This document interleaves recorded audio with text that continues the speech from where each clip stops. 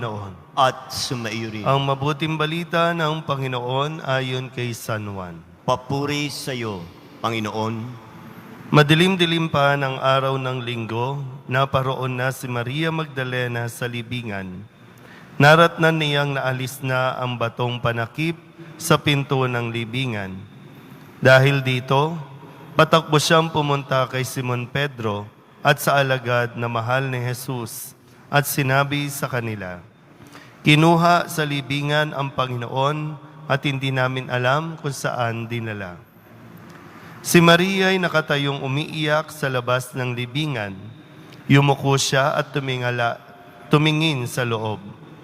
May nakita siyang dalawang anghel na nakaupo sa pinaglagyan ng bangkay ni Jesus. Ang isa'y sa gawing ulunan at ang isa namay sa paanan. Tinanong nila si Maria, "Ale, bakit kayo umiiyak?"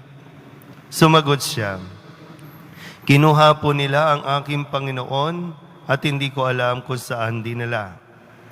Lumingon siya pagkasabi nito at nakita niya si Jesus na nakatayo roon, ngunit hindi niya nakilalang si Jesus iyon.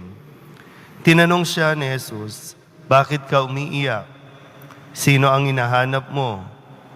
Akala ni Maria ay siya ang tagapag-alaga ng halamanan, kaya't sinabi niya, "Ginoo, kung kayo po ang kumuha sa kanya, ituro ninyo sa akin kung saan ninyo dinala at kukunin ko."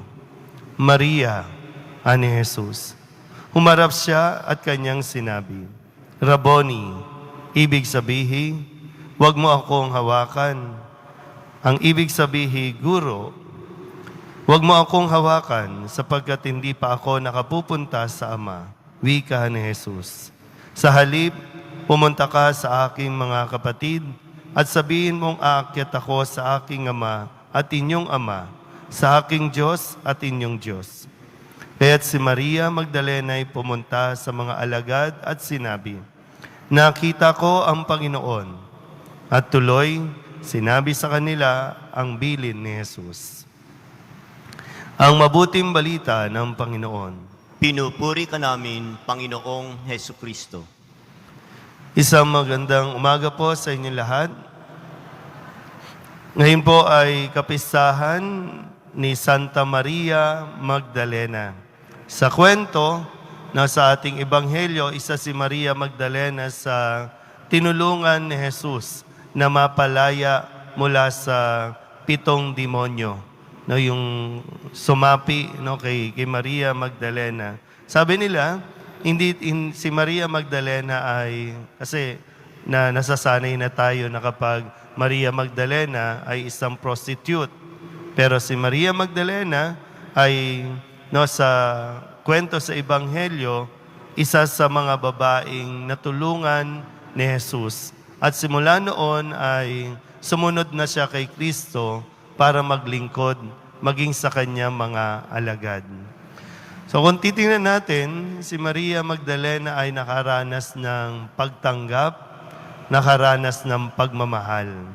Naramdaman niya ang pagmamahal mula kay Kristo.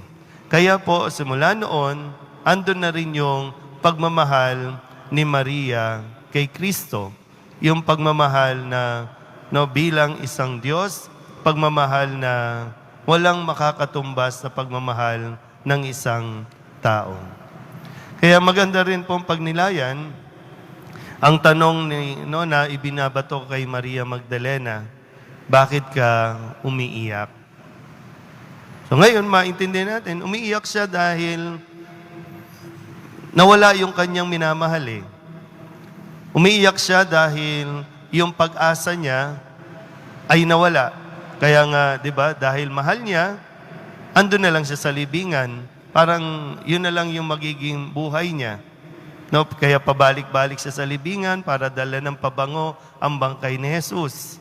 Kasi ganun yung nais niya na ibigay kay Kristo. Pero yung tanong na bakit ka umiiyak, maaring itanong sa atin ngayon, bakit ka umiiyak? Ano ang dahilan ng iyong pag-iyak? Pag umiiyak tayo, of course, maganda po yun, no? Sa emosyon ng tao, maganda yung umiiyak tayo. Pero pag umiiyak tayo, dahil nga napupuno ng luha ang ating mga mata, nagiging malabo ang pagtingin natin. Kaya 'di ba, hindi nakilala ni Maria Magdalena na si Kristo na ang kanyang kausap. Kaya nga, no, kahit ano yung sabihin ng mga anghel, wala, malabo na yung kanyang paningin dahil sa luha. Pero nandun yung, kaya siya umiiyak kasi pakiramdam niya nawalan siya ng minamahal. Ngayon, tatanong ko ulit, sa atin ba, ano ang dahilan ng ating mga pag-iyak? Nabigo ka ba? Nasaktan ka ba? Naloko ka ba?